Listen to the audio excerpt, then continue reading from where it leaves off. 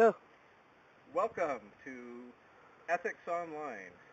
Um, this next few weeks we're going to spend together. We're going to be discussing ethical theories and ethical topics, and I'm looking forward to our time together. So in ethics and contemporary thought, what are ethics? Ethics is the theory of right conduct. In other words, what is the good, what is the evil, what is right, what is wrong, what is moral, what is immoral, good, better, best. These sorts of things are dealt with in ethical theories. Morality, on the other hand, is applied ethics. In other words, how well do you live out what you believe to be right and wrong actions? A lot of times people say to you, oh, that person is so immoral. Well, what they're really saying is, that person is not living up to my ethical standards. When for all intents and purposes, that person may be perfectly moral within their own ethical system.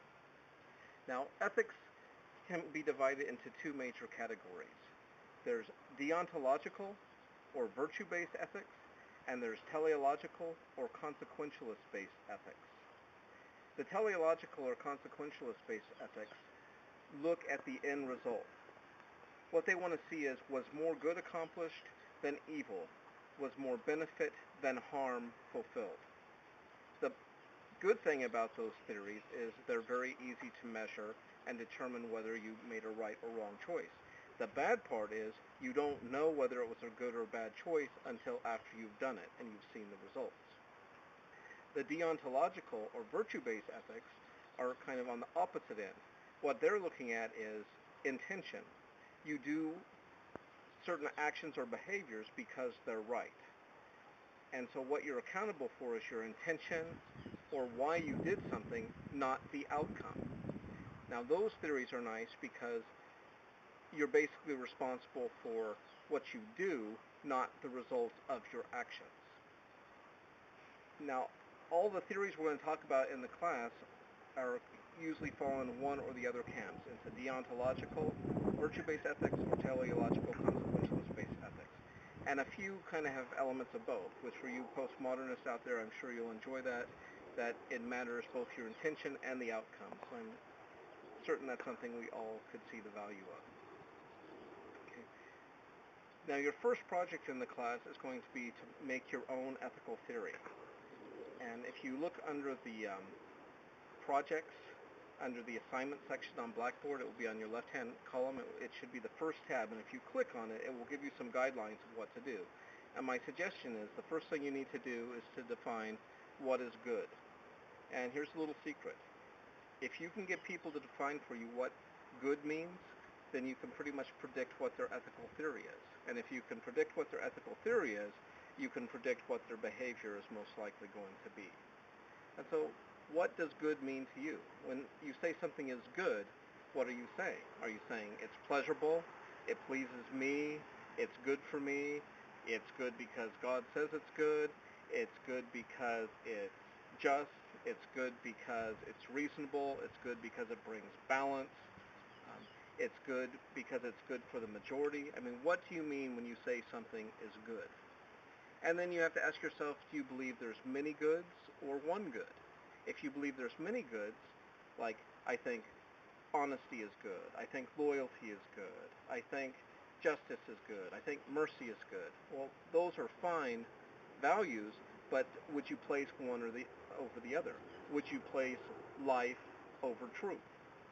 If you had to tell a lie to save someone's life, would you do it? Or would you say, no, I can't violate my conscience about truth, even if it means someone I care about has to die? So do you have a hierarchy of goods? And what do you do if there's a conflict between your values?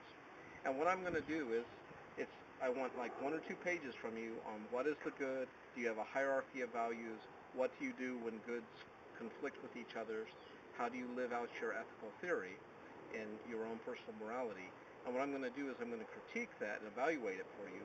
And I'm not going to say whether or not I think you're an ethical person, although I'll certainly have my own opinions about it.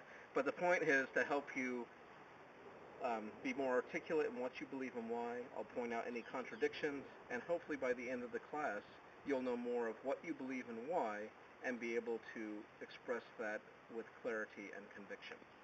So that's the first half of the class is theory, and then the second half is going to be topics, where we talk about things like war, euthanasia, abortion, biomedical issues. And for there, we're going to leave the ivory tower of theory, and we're going to get into the nitty-gritty gutter of practical moral issues. And all I want you to remember is we're going to have a lot of talks on the discussion board and in my videos, but what I want you to remember is these are real-life issues that affect real people, and so be sensitive to that. I mean, speak your beliefs with conviction and forcefulness, but make sure to do it in love.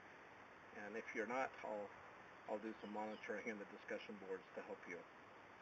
Last thing I want to mention, if you haven't had a class with me before, I like to teach in what's called first person. And what that means is, when I'm presenting different ethical theories, and then later on the topics, when I present something, I'm going to present it as if I believed in it.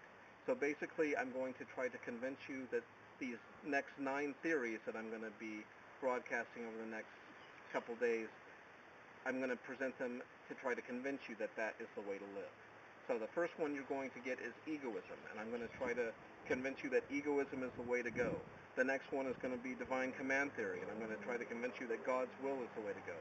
Then I'm going to try to convince you that what your society says is the way to go. And it doesn't mean I'm schizophrenic or have multiple personality disorder, although I may, but that's not the point here. The point is, I think it's most effective for you to get the full strength of the theory in all its glory.